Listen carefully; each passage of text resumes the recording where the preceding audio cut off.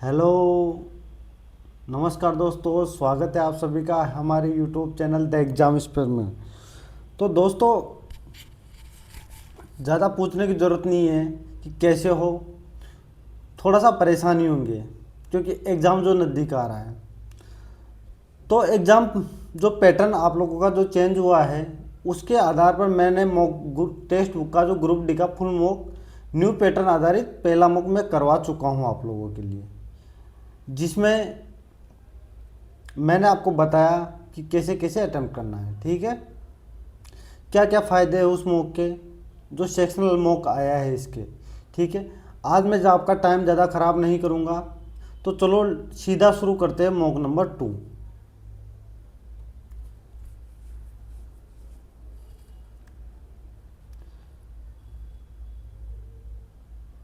हाँ, आप लोग क्या कर सकते हो कि हमारे टेलीग्राम चैनल से जुड़ सकते हो, जिसकी लिंक बायो में और डिस्क्रिप्शन दोनों में मिल जाएगी।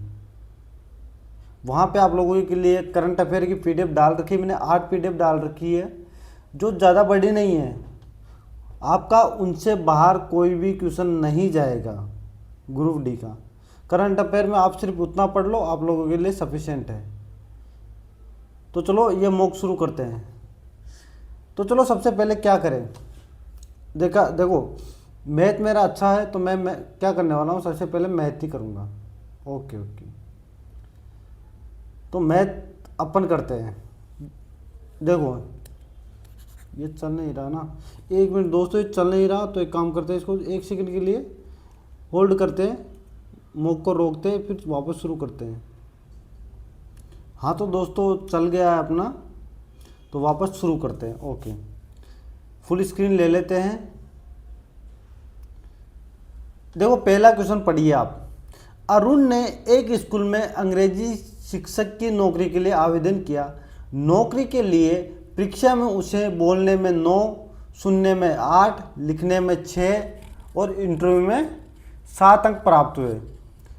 अंतिम अंकों की गणना के लिए बोलने, सुनने, लिखने और इंटरव्यू के लिए क्रमशः 4, 3, 3 और 4 भारित अंक दिए गए। अरुण के भारित अंक औसत अंक क्या है? एक चीज़ बताइए, एवरेज क्या होगा? एवरेज, इसका जो एवरेज होगा ना, वो होगा इसके जो अंक मिलने थे वो इनटू जो इसके भारित अंक, जो इसको ये अंक मिले भारित अंक, इनका योग, इनका योगफल बटे क्या होगा? टोटल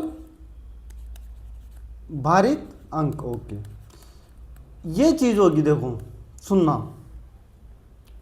अंक कितने थे? देखो सुनो, एक में 9 थे, एक में 8 थे, एक में 6 थे और एक में 7 थे। इसको मिले अंक, भारित अंक कितने मिले? 4, 3, 3 और 4। इसको मल्टीप्लाई कर दो, इनको मल्टीप्लाई कर दो। देखो कितना हुआ? ये 36 हुआ, ये 24 हुआ और ये 18 हुआ और ये 28 हुआ। ओके, इन सबको जोड़ दो और क्या करो, टोटल भारित अंक कितने हैं? 7, 10 और 14, 14। इसका भाग दे दो तो आपको वो एवरेज मिल जाएगा। 36 और 24 कितना हुआ? 40, ये 60, 60 और 28, 88, 88 और 18, 106, 106 बटे 14, यानी कि 1498, यानी कि कितना? 8 बचा, तो पॉइंट कितना? 5, 10 बचा और 7, यानी कि 7.57, यानी कि सी आंसर हो गया आपका। तो क्या ये आप क्वेश्चन आपको समझ में आया? बिल्कुल उम्मीद करता हूँ समझ में आ गया होगा। दिया गया है कि 3√3 x cube minus 8y cube बराबर √3x प्लस ay, तो कोष्टक 3x square plus by square plus cxy है, तो A square plus B square minus C square का मान क्या हो?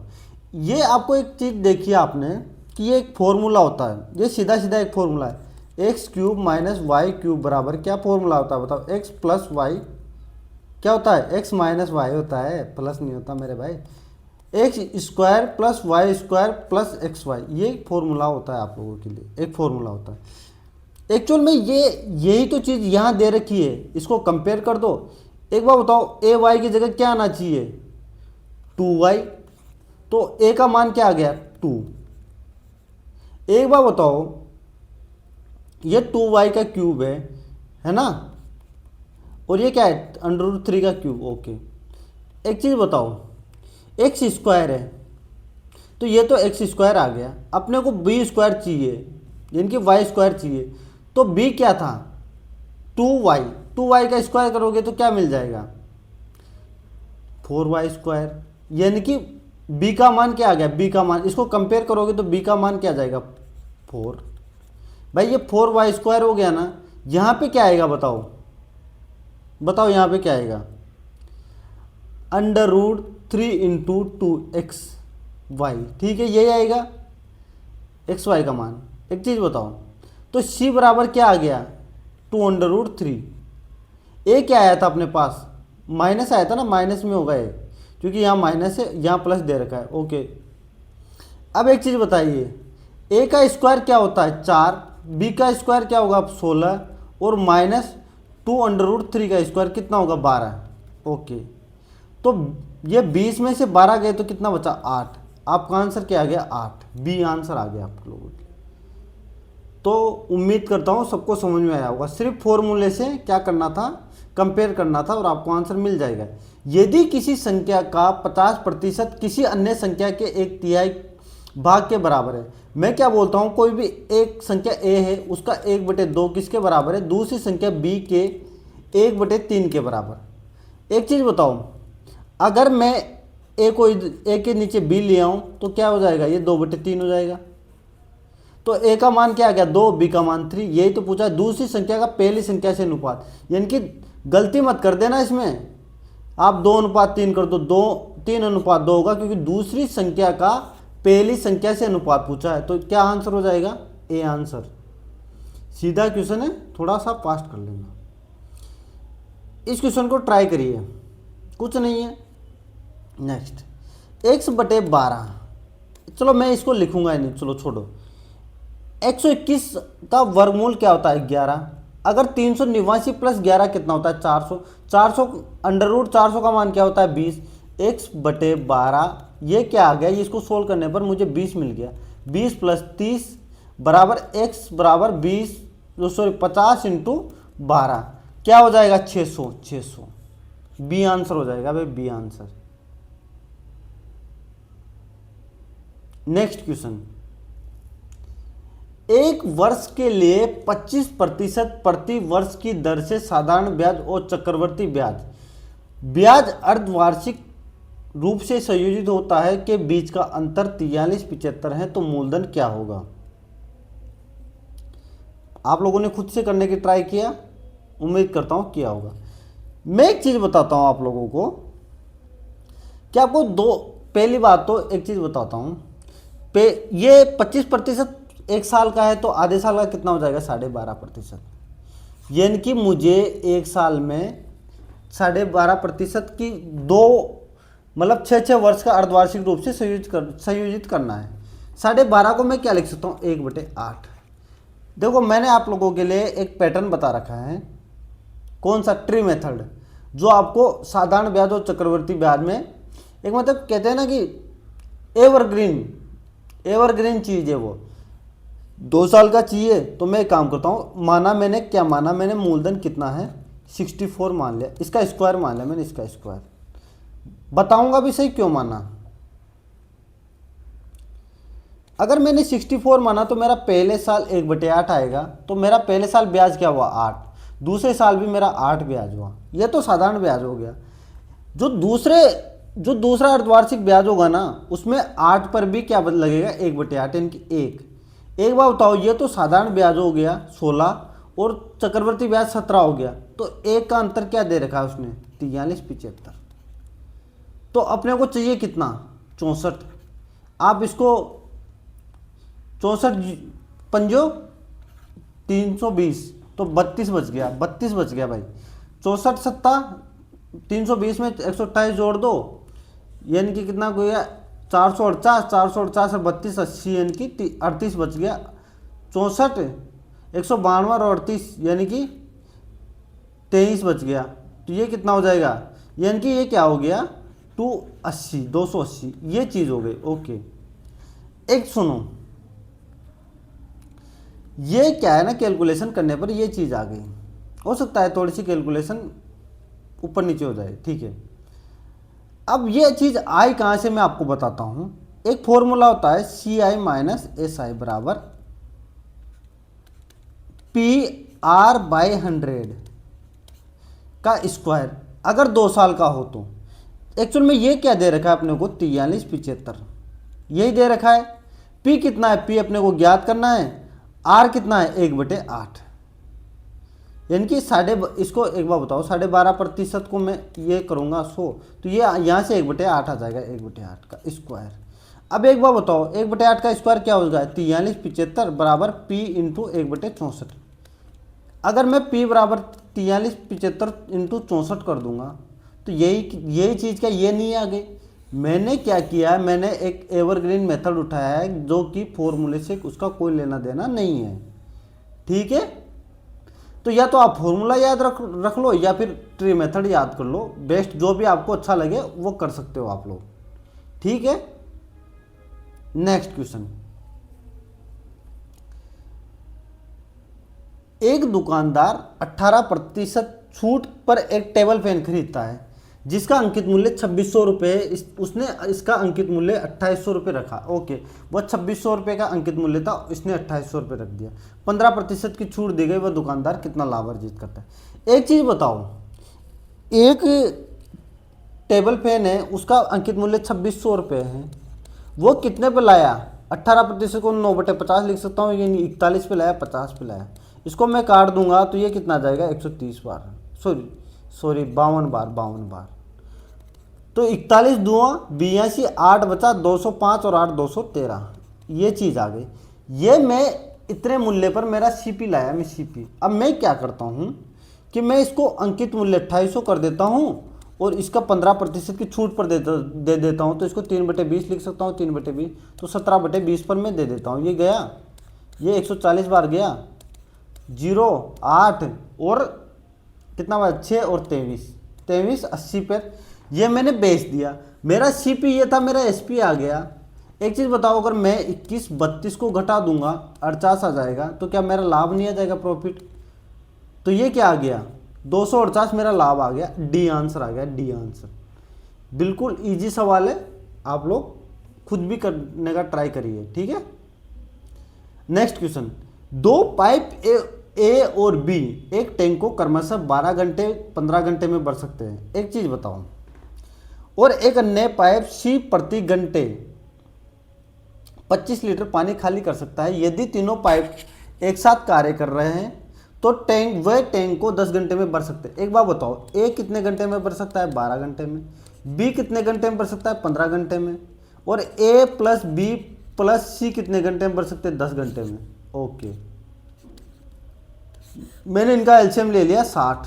ये इसकी एफिशिएंसी A की 5 आ गई, इसकी एफिशिएंसी 4 आ गई और तीनों की मिला के 6 आ गई। देखो इस लाइन का, अभी देखो इस लाइन का मतलब समझाऊंगा आपको। ये लाइन कहना क्या चाह रही है, टोटल एक बार बताओ, A और B जब 9 भर सकते हैं और तीनों मिला के तीनों की एफिशिएंसी, जब A और B की एफिशिएंसी 9 आ रही है तो तीनों की मिला के 6 कैसे आएगी, क्योंकि C की एफिशिएंसी -3 रही होगी। क्या ये बात समझ में आ गई। लेकिन ये बोल रहा है कि C की एफिशिएंसी -3 नहीं है, 25 लीटर खाली कर रहा है, 25 लीटर, यानी कि 3 का मान 25 आ गया। तो 1 का मान 25/3। अपने को चाहिए कितने का मान, 60 का मान, तो 60 से मल्टीप्लाई कर दो, 20 बार गया, यानी कि 500 लीटर की वो टंकी होगी। क्या ये बात सबको समझ में आ गई। बहुत ही प्यारा क्वेश्चन भाई। नेक्स्ट क्वेश्चन, बिंदु A और B के बीच की दूरी D किलोमीटर है। राम बिंदु A से बिंदु B तक चलना शुरू करता है। उसी समय श्याम बिंदु B से बिंदु A तक चलना शुरू करता है। दोनों एक दूसरे की ओर बढ़ते हैं, इनकी विपरीत दिशा में जाएंगे तो जुड़ेगी, ठीक है। समय T के बाद राम D दूरी का 1/6 तय करता है और श्याम D दूरी का 3/8 तय करता है। यदि श्याम और राम के बीच की शेष दूरी 440 किलोमीटर, तो A और B के बीच की दूरी ज्ञात कीजिए। मैं क्या बोलता हूं कि एक चीज़ बताओ, ये दूरी का 1/6 तय कर रहा है, 1/8 तय कर रहा है। माना मैंने कोई दूरी मान ली, मैंने 24 दूरी मान ली, इन दोनों का एलसीएम ले लिया, 24 मैंने मान लिया। तो जो राम है ना वो कितनी दूरी का तय कर रहा है, इसका 1/6 यानी कि 4 किलोमीटर, ठीक है। और श्याम कितना दूरी तय कर रहा है, श्याम सबसे बेस्ट मेथड बताने जा रहा हूँ भाई, 3/8। अब एक बार बताओ 24 का 3/8 कितना होगा बताओ, 9 किलोमीटर दूरी। एक्चुअली में ये विपरीत चल रहे हैं, तो ये टोटल जुड़ेगी, यानी कि मैंने टोटल दूरी अब तक t समय के बाद मैंने 13 किलोमीटर की दूरी तय कर ली। अब मेरे पास बची कितनी, 11 किलोमीटर। लेकिन ये क्या बोल रहा है कि 11 नहीं बची भैया, अब तो 440 बच गई, जो कि 11 का कितना गुना है, 40 गुना। तो अपनी दूरी भी जो 24 माना था ना उसका 40 गुना होगी, 24 का 40 गुना 960 किलोमीटर, यानी कि डी आंसर आ गया। अब देखो, एक तो ये तरीका हो गया, एक आप क्या कर सकते हो कि बाय ऑप्शन भी कर सकते हो। तो बाय ऑप्शन से बेटर है, देखो बाय ऑप्शन चेक करना पड़ेगा इसमें, ठीक है। अब बाय ऑप्शन चेक करोगे आप, 480 में चेक किया, 6 का भाग जाएगा, 80 एक तरफ 80 चला, एक तरफ कितना चला भाई 60 और 180, यानी कि 240 को इसमें घटाओगे तो 240 बचेगा, यानी कि ये ऑप्शन नहीं होगा। इसका 6 और 8 दोनों का भाग जाएगा, नहीं जाएगा तो ये भी नहीं होगा, ठीक है। इसमें भी 6 और 8 दोनों का भाग नहीं जाएगा तो ये भी नहीं होगा, तो एक ही ऑप्शन बच गया। तो बाय ऑप्शन भी कर सकते हो आप खुद से, ठीक है। इसका आंसर हो गया डी। नेक्स्ट क्वेश्चन, एक शोध में विभिन्न प्रकार के पौधों की संख्या में पहले महीने में 5% की वृद्धि हुई, दूसरे महीने में 7.5% की वृद्धि हुई, लेकिन तीसरे महीने में 10% की कमी हुई। यदि शोध में पौधों की वर्तमान संख्या 81-27 है तो प्रारंभ में पौधों की कितनी संख्या थी। मैं क्या मानता हूँ कि पहले एक्स रही होगी, ये बात मैं हमेशा बताता हूँ। 5% को मैं 1/20 लिख सकता हूँ, इसको मैं क्या 2.5 को मैं क्या लिखता हूँ 1/40, तो 7.5 को क्या लिखूंगा 3/40, इसको मैं 1/10 लिख सकता हूँ। पहले प्रतिशत वृद्धि हुई 21/20, ओके। फिर क्या हुई 43/40, फिर कमी हुई कितने 9/10, ओके। अब एक चीज बताओ, अब वर्तमान में कितनी आ गई 81 से मैंने 9 से मैंने काटा 9 बार 0 3 बार, 21 से मैंने काटा कितनी बार 4 बार, और 6 3 यानी कि 43 बार, 43 से 43 कट गया। x बराबर क्या आ गया 20 × 40 × 10, तो 20 × 40 800, 800 × 10 बराबर 8000, ये बी आंसर आ गया। उम्मीद करता हूँ सबको समझ में आ गया, बहुत सीधा क्वेश्चन है भाई, सबको आना चाहिए ये, ठीक है। नेक्स्ट क्वेश्चन, 21 मीटर भुजा वाले एक वर्गाकार भूखंड के चारों कोनों पर 4 गायों को इस प्रकार बांधा जाता है कि निकटवर्ती गाय एक दूसरे तक आसानी से पहुंच सके। केंद्र में 45 वर्ग मीटर क्षेत्रफल का एक छोटा वर्ताकार तालाब भी है, तो बिना चरे हुए क्षेत्रफल कितना है बताओ। मैं क्या बोलता हूँ, देखो मैंने एक चीज़ बनाई, ये मैंने एक वर्ग बना दिया, ठीक है। अब ये क्या बोल रहा है कि ये चारों कोनों पर एक गाय बंधी हुई है। मैं क्या मानता हूँ कि यहाँ पे एक गाय बंधी हुई है, यहाँ पे एक गाय बंधी हुई है, तीनों ये क्या है घूम सकती है, ये इसके टच करेगी, ये इसके टच करेगी, मतलब एग्जैक्ट मत जाना, देखो आकृति कैसे भी बन सकती है, इसमें मेरा कोई गारंटी नहीं है, ठीक है। आकृति के ऊपर मत जाना। एक बात बताओ, इस वर्ग का टोटल एरिया कितना होगा, भुजा का स्क्वायर यानी कि 21 का स्क्वायर यानी कि टोटल एरिया कितना हो गया 441, ओके। अब एक चीज बताइए, एक बिल्कुल जो 1/4 जो चतुर्थांश है वो एक ही ये हो गया, एक चतुर्थांश ये हो गया, एक चतुर्थांश ये हो गया, चारों चतुर्थांश बराबर है। तो चारों चतुर्थांश को मिलाकर मैं क्या एक वर्त नहीं बना सकता। अगर मैंने एक वर्त बना दिया तो एक चीज़ बताओ, इसका आधा हो जाएगा 21 का आधा, इसकी आर कितनी हो जाएगी 21 की आधी, यानी कि आर बराबर 10.5, यानी कि 21/2 कर देता हूँ। तो एक पूरे वर्त का एरिया क्या हो जाएगा 22/7 पाई r स्क्वायर, ओके,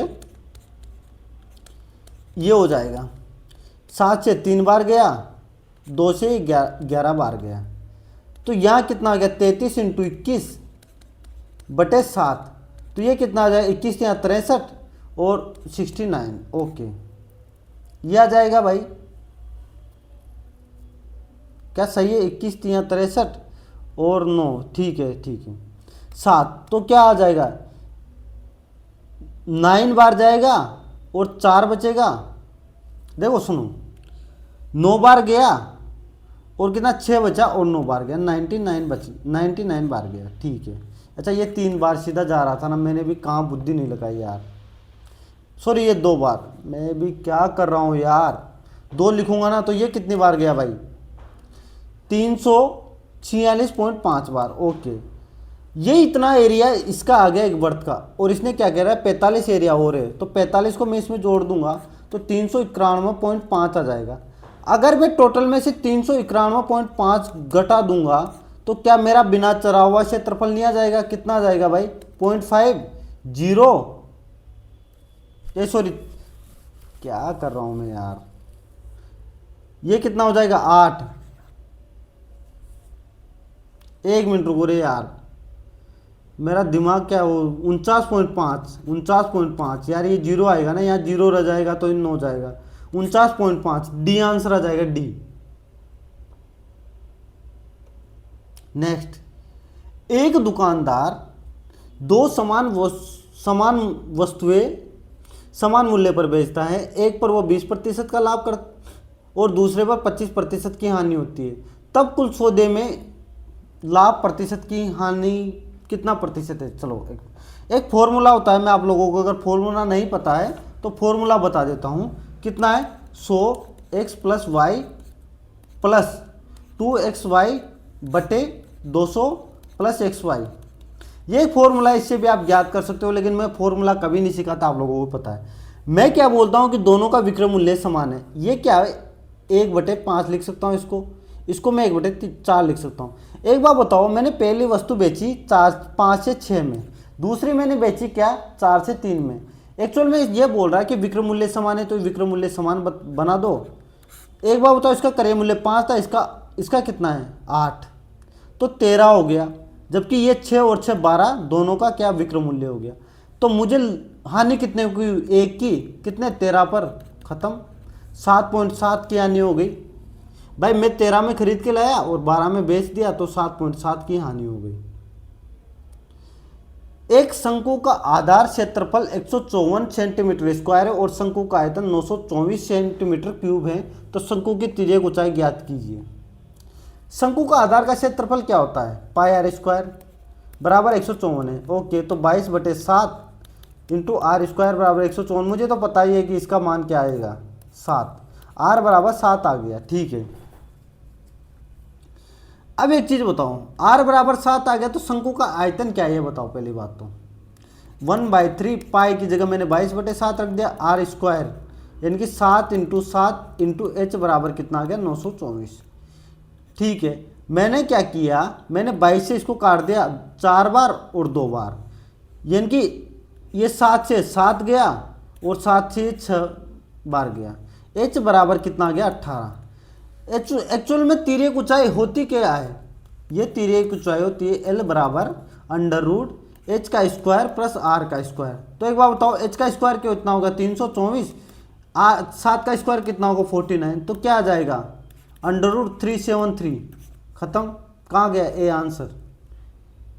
सिर्फ फॉर्मूला लगाना था और कुछ नहीं था। नेक्स्ट, एक फल विक्रेता के पास कुछ सेब हैं थे, ओके, उसने 40% सेब बेच दिए और उसके पास अभी भी क्या बता 540 सेब शेष हैं, तो उसके पास मूल रूप से सेबों की संख्या कितनी थी।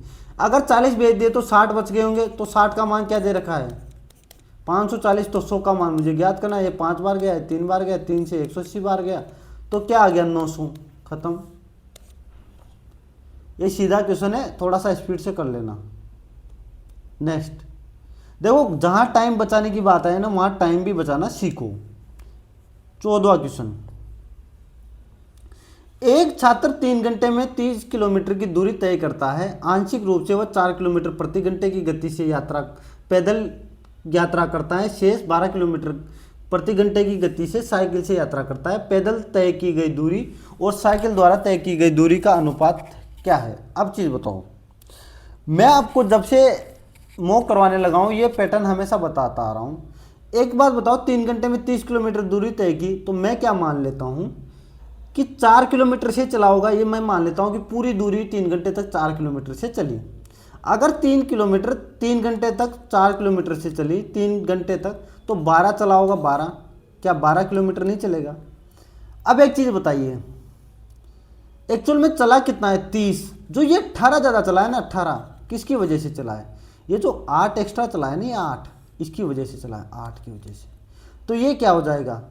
2 सही 1/4, यानी कि 2 घंटे और 1/4, यानी कि 2 घंटे और 15 मिनट कौन चला है? 12 किलोमीटर की गति से चला है। अब एक बार बताओ, इसको 9/4 चला है ना, इसको मैं 12 से चलाऊंगा तो क्या चलाऊंगा? 3 27 किलोमीटर। 27 किलोमीटर मैं क्या चलाऊं? किससे चलाऊं? साइकिल से चलाऊं। ये तो मैं साइकिल से चलाऊं। अब जो 3 बचा वो किससे चलाऊं? पैदल।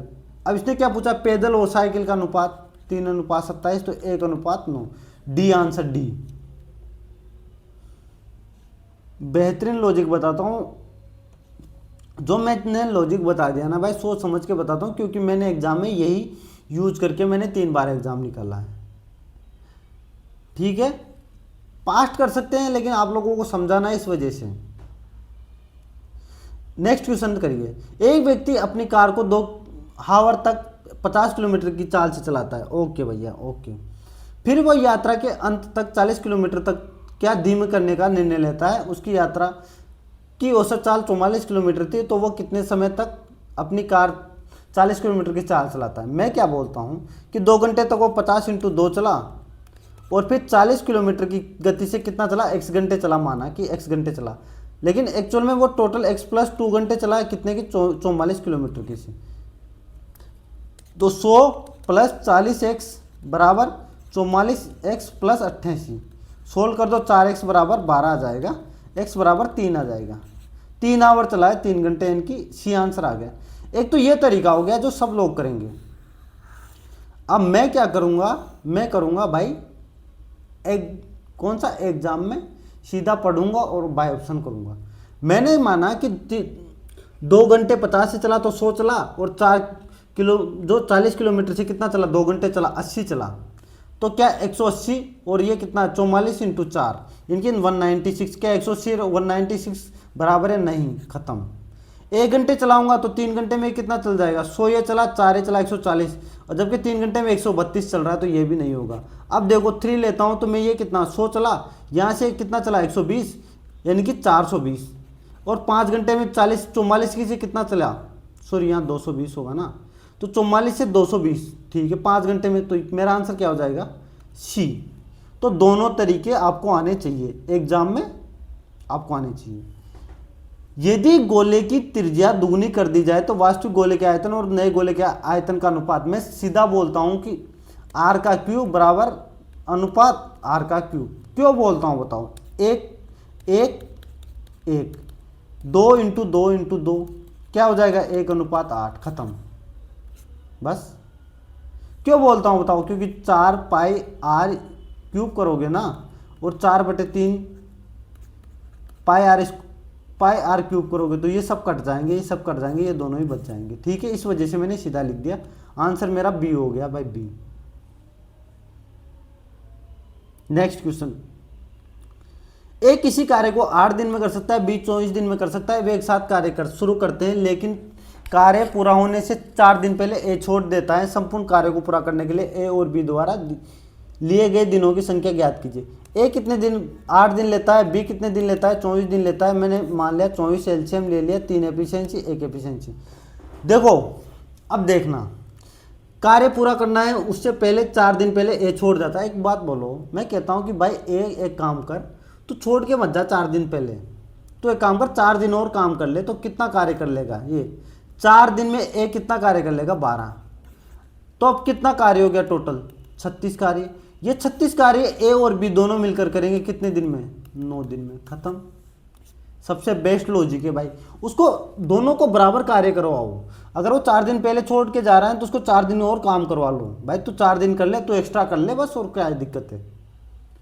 नेक्स्ट क्वेश्चन, एक निश्चित धनराशि पर 10% प्रतिवर्ष की दर से 2 वर्ष के साधारण ब्याज और चक्रवृद्धि ब्याज के बीच का अंतर 631 है, तो धनराशि ज्ञात कीजिए। अभी मैंने फॉर्मूला भी बताया और मैं एक बता भी देता हूँ आप लोगों को। 2 वर्ष का 10% का जो साधारण ब्याज और चक्रवृद्धि ब्याज का जो अंतर होता है वो 1% होता है, खत्म। 1% का मान 631, तो 100% का मान 631 खत्म। अभी फॉर्मूला भी बताया था मैंने, उससे भी कर सकते हो। यहाँ 631 रखोगे, P इंटू 1/10 का यानी कि 1/100, तो P का ये क्या आ जाएगा 31 है ना, यहाँ 31, तो ये लो P बराबर 631 इंटू 100। बस फॉर्मूले से भी कर सकते हो, आंसर मेरा C आएगा। नेक्स्ट क्वेश्चन, एक परिवार अपनी मासिक आय का 20% घर के किराए पर खर्च करता है। शेष राशि में से परिवार 50% घरेलू खर्च पर, 20% बच्चों की शिक्षा पर खर्च करता है। ऐसा करने के बाद भी उसकी मासिक बचत 6,600 रुपये है, तो परिवार की कुल मासिक आय क्या है। एक परिवार है, मान लो कि 100% उसकी क्या है आय। वो क्या करता है 20% उसने खर्च कर दिया, 80 बचा लिया। 80 में से वो क्या कह रहा है कि परिवार पर 50% खर्च करता है, यानी कि 40 खर्च करता है, और 20% बच्चों की शिक्षा पर खर्च करता है। 20% 80 का कितना होगा 8। अगर ये दोनों खर्च कर दिया तो मेरे पास बचा कितना, समझो 22 मेरे पास बच गया, 22 ही बच गया ना, या 32 बच गया, 32 बच गया। ओके, ये 32 का मान क्या दे रखा है इसने 6600 चाहिए कुछ मुझे, किसका मान 100 का मान, खत्म।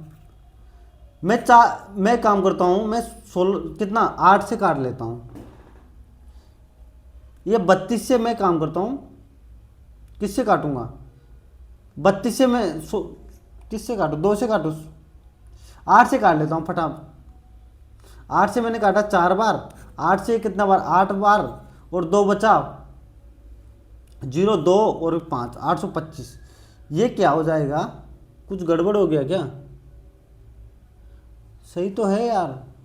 50%, 20%, ऐसा करने के बावजूद भी 6600 रुपये बचत होती है। तो ये कितना 8 चौक 32, 8 8 64, 2 0 2 5, तो ये 25 बार गया। तो ये तो कुछ गड़बड़ हो गया यार, 19वें क्वेश्चन में कुछ गड़बड़ हो गया। एक मिनट रुको, एक काम करता हूँ, दोबारा करके देखता हूँ। 100 मेरी ये है, मान लो कि मैंने 20 खर्च कर दिया और 80 मेरा बच गया। अब मैं इस शेष राशि में से 50% घरेलू खर्च पर खर्च कर देता हूँ, तो मान लो मैंने 40 खर्च कर दिया। अरे यार 20% 8, 80 का 20% 16 होगा ना, 16 तो कितना बच जाएगा, मैं भी 8 ही कर दिया था, 24 बच जाएगा भाई, 24। तो 6600 का 24 कितना होगा, और 100 मुझे मान क्या चाहिए। मैं काट देता हूँ इसको, 6 से कितने बार काटूंगा भाई इसको 4 बार, और 6 से इसको कितने बार काटूंगा 1100 बार, 4 से इसको 25 बार काटूंगा, तो कितना जाएगा 275 खत्म। B answer. देखो ये सिली मिस्टेक मत कर देना, देखो मैंने एग्जाम में यही होता है कि 800 का मैंने 20% कितना निकाल दिया था 8। एग्जाम में सिली मिस्टेक मत करना, 16 होगा। नेक्स्ट क्वेश्चन, यदि ABC में C एक समकोण त्रिभुज है, ABC एक त्रिभुज है जिसमें A, B और C क्या है समकोण त्रिभुज है। मान लिया C समकोण त्रिभुज है, ये बोल रहा है CD एक AB पर क्या है लंब है, लंब 90 डिग्री का एक लंब है। अगर A इसने 55 दे रखा है और ये 90 डिग्री है, तो ये कितना बच गया 35, और इसने पूछा क्या है ACD तो पूछा है, तो 35 ही तो आंसर आ गया भाई। तीनों कोणों का ये योग कितना होता है 180 डिग्री, यही होता है ना। नेक्स्ट क्वेश्चन, एक कक्षा का औसत भार कितना है 60 किलोग्राम है। कक्षा में लड़कों का औसत कितना है 80 kg है। लड़कों और लड़कियों का अनुपात 5:4 है, तो कक्षा में 72 छात्र है। पहली बात तो मुझे कक्षा में कितने छात्र है, अगर मुझे एवरेज निकालना है तो इनसे कोई मतलब नहीं है, मैंने हर बार बोला है ये बात। मेरे पास बॉयज़ कितने हैं 5 है, मेरे पास गर्ल्स कितनी है 4 है, टोटल कितने हैं, टोटल मेरे पास टोटल कितने हैं 9 लोग हैं। एक बार बताओ बॉयज़ का औसत मुझे कितना दे रखा है 80, गर्ल्स का मुझे निकालना है x मान लो, ना भी मानोगे तो चलेगा। टोटल कितना है 9 का कितना है कक्षा का 60। अगर एक चीज़ बताओ, टोटल मेरे पास 540 हो गया, ये कितना हो गया 400, तो मेरे पास बचा कितना गर्ल्स का 140। अगर मैं 140 में, अब एक बात बताओ, केक कटेगा तो सब में बटेगा ना भाई, तो 4 से मैंने भाग दिया तो कितना आ गया 35, तो मेरा गर्ल्स का एवरेज कितना आ जाएगा 35 सीधा। या तो देखो बेसिक से भी कर सकते हो आप मल्टीप्लाई वगैरह करके, मेरे पास ये सबसे बेस्ट पैटर्न है भाई। 22 यानी कि नेक्स्ट क्वेश्चन, एक समूह में लड़के और लड़कियों का के अनुपात में, एक बात बताओ, ये अनुपात है, मैं इसको ये कर देता हूँ 48 अनुपात कितना हो गया 35। अगर मैंने ये कर दिया तो मेरा जो बॉयज और गर्ल्स का रेशो क्या आ गया, 6 से मैंने काटा तो 8 और 5। ओके, अब ये बोल रहा है कि मेरे पास जो है ना, मैंने मान लिया कि 8x बॉयज है, तो मैंने एक लड़का मान लिया, प्लस हो जाता है शामिल हो जाता है, और लड़कियों में कितना हो जाता है भाई 3। ओके, तो अब मेरा रेशो क्या हो जाता है 3:2, 3:2, यानी कि अब मल्टीप्लाई कर दो, 16x + 2 बराबर 15x + 9 बराबर कितना हो गया, x बराबर 7। x बराबर 7 है तो मुझे लड़कियों की औसत चाहिए, तो 5x का मान क्या हो जाएगा 35, खत्म। या तो ऐसे कर सकते हो, या दूसरा एक और तरीका मैं बता देता हूँ। एक काम करो, ये 8 5 हो गया, इसमें 1 जोड़ोगे, इसमें 3 जोड़ोगे तो कितना रेशो हो जाएगा 3 2 का, तो इसको इससे मल्टीप्लाई कर दो, इसको इससे कर दो, तो 1 का मान और घटा दो, तो 16 में से 15 गया तो 1, और इसको 2 और इसको 9 यानी कि 7 आ जाएगा, घटा दो तो 1 का मान 7 आ गया, तो 5 का मान 35। दोनों तरीके से आप जिसको जो आपको अच्छा लगे वो कर सकते हो। मैंने दोनों पैटर्न बता दिए। मैं एग्जाम में करूँगा दूसरे वाले पैटर्न से, जो कि सबसे फास्ट है। इसको 362 माइनस 26 प्लस 16 प्लस इसको ये 3 आ जाएगा तो 15 आ जाएगा। ओके, 15 और 31 प्लस 26 कितना हो गया 57, 57 हो गया 57, 57 को घटाऊंगा तो 305 आ जाएगा, 305 बी आंसर। देखो इस पे मत जाना, मेरी कैलकुलेशन और आपकी कैलकुलेशन हो सकता है कम जोर हो सकती है, तो आपको थोड़ा सा टाइम लग सकता है। नेक्स्ट भाई, कितना धीरे समझा रहा हूँ कि 37 मिनट होने को आए और मैं मैथ के क्वेश्चन नहीं करवा पाया अभी तक। वो सबसे बड़ी संख्या कौन सी है जिससे 2400 और 1810 को विभाजित करने पर 6 और 4 शेषफल बचते हैं? एक बात बताओ, अगर मैं 6 शेषफल बच रहा है तो 2400 में से कितना घटा दूंगा, 6 घटा दूंगा तो 2394 आ जाएगा, और ये कितना आ जाएगा 1806। यानी कि जो भी संख्या होगी ना इनसे विभाजित होनी चाहिए 42। एक बार बताओ 42 क्या होता है 6 × 7, यानी कि जो भी संख्या है ना वो 2 3 7 दोनों से भाग जानी चाहिए। क्या ये जा रही है, 2 से जा रही है, 3 से जा रही है, 5 9 बिल्कुल 3 से भी जा रही है। अब देखो और कितने 7 से भी जानी चाहिए, 2 9 और 1 बिल्कुल ये 7 से जा रही है, इनकी 42 से विभाजित होगी। ये आपके चेक करने का तरीका हो गया। 7 और 6 दोनों से मल्टीप्लाई करके, मतलब अगर दोनों से भाग जा रही है तो 42 से भी भाग जाएगा। ठीक है, नेक्स्ट क्वेश्चन। एक स्कूल में 96 शिक्षकों में 3/8 शिक्षक 10वीं की कक्षाओं में पढ़ाते हैं। ओके, मैंने क्या माना 96 शिक्षक थे, उनमें से 3/8 यानी कि 8 से मैं कितने बार काटूंगा 12, यानी कि 36 शिक्षक है ना वो 10वीं कक्षा को पढ़ाते। ओके, मैंने मान लिया पढ़ाते। ओके, यदि 10वीं कक्षा के शिक्षकों का 2/9 भाग गणित पढ़ाते हैं। ओके, तो 2/9 कितना हो गया 8 भाग 8 गणित पढ़ाते हैं। तो 10वीं कक्षा के शिक्षक जो गणित नहीं पढ़ाते, अगर एक बात बताओ 36 में से 8 घटा दोगे तो कितना बच जाएगा 28। ये लोग गणित नहीं पढ़ाते, बात खत्म, 28 आंसर आ गया। इसी के साथ मेरे मैथ के 25 के 25 क्वेश्चन सोल्व हो जाते हैं। अब देखो नेक्स्ट रीजनिंग करेंगे सब। उसके बाद मैंने मैथ के एक एक क्वेश्चन को डिटेल में समझाने की कोशिश की है। आपको इससे बेस्ट अगर कहीं सॉल्यूशन मिल जाए इस टेस्ट का तो बता देना मुझे। नेक्स्ट क्वेश्चन देखो, दिया गया ग्राफ ये ग्राफ दिया हुआ है 5 वर्षों की आय और व्यय को दर्शाता है। ओके, ये बोल रहा है कि किस वर्ष आय से व्यय का अनुपात अधिक था। ओके, अब एक चीज बताओ, इसने पहली बार तो 5 वर्ष दे रखे हैं, 2014, 15, 16, 17, 18। इसने ऑप्शन में कौन सा वर्ष नहीं दे रखा, 2015, तो मेरा 2015 से कोई मतलब नहीं है। ओके, इसको तो हटा दो इसको। अब ये कितने बच गए, 4 साल बच गए। एक्चुअल में कितना आ जाएगा, 175 बटे 2014 का कितना आ जाएगा, 2014 का कितना आ जाएगा, 175 बटे 225, और इसका कितना आ जाएगा, 275 बटे 325 2016 का, और 2017 का कितना आ जाएगा, 300 बटे 350, और 2018 का 325 बटे 350। अब देखना, सोल्व करो इसको, ये कितना आ जाएगा 225 को। अगर मैं एक बार बताओ, अगर मैं इसका आधा करूंगा 5 तो कितना आ जाएगा, 225 को मैं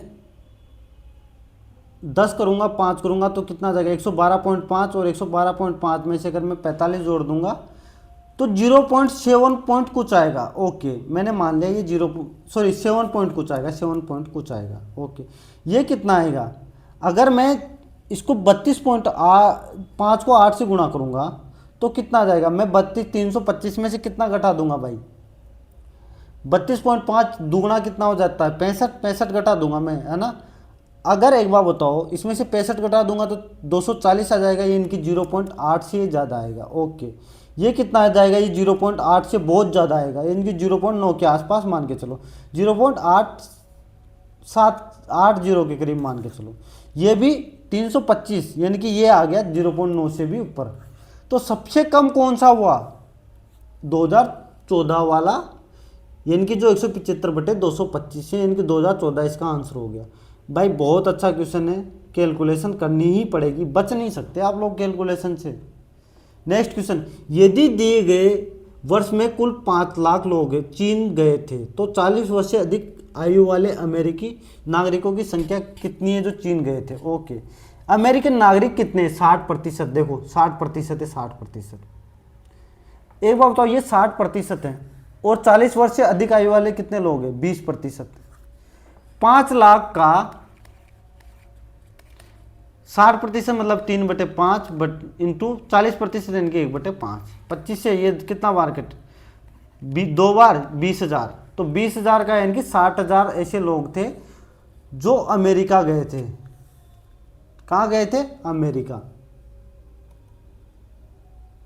सॉरी अमेरिका, अमेरिकी नागरिक थे जो चीन गए थे और 40 वर्ष से अधिक आयु के थे। मेरा क्या आंसर आ गया, 60,000। नेक्स्ट क्वेश्चन, इस क्वेश्चन को ट्राई करिए आप लोग, तब तक मैं पानी पी लेता हूं, आप लोग खुद से ट्राई करिए।